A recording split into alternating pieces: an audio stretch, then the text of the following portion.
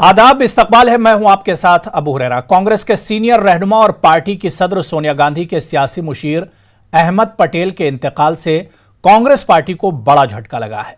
अहमद पटेल गांधी खानदान के भरोसेमंद साथी थे। वो हर अच्छे बुरे वक्त पार्टी और गांधी खानदान के साथ खड़े रहे।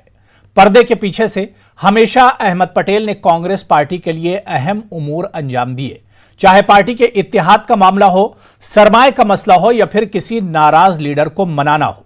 अहमद पटेल को हर हुनर आता था।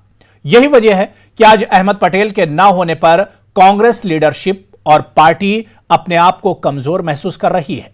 कांग्रेस पार्टी के लिए यह नातलाफी नुकसान माना जा रहा है। आज इसी पर हम बात करेंगे कि अहमद पटेल के जाने के बाद कितना बड़ा नुकसान कांग्रेस पार्टी के लिए हुआ है, कितना बड़ा नुकसान ये सियासत के लिए है और खासतौर से मुस्लिम क़यादत की अगर बात की जाए तो मुस्लिम क़यादत के लिए कितना बड़ा नुकसान है। इसी पर बात करेंगे। बहुत खास मेहमान मेरे साथ जुड़े हुए हैं। मैं अपने मेहमानों का आपसे तारुफ करा देता हूं। मेरे साथ के रहमान खान साहब साबिक मरकजी वजीर हैं, अली अनवर अंसारी साहब साबिक रुकने पार्लियामेंट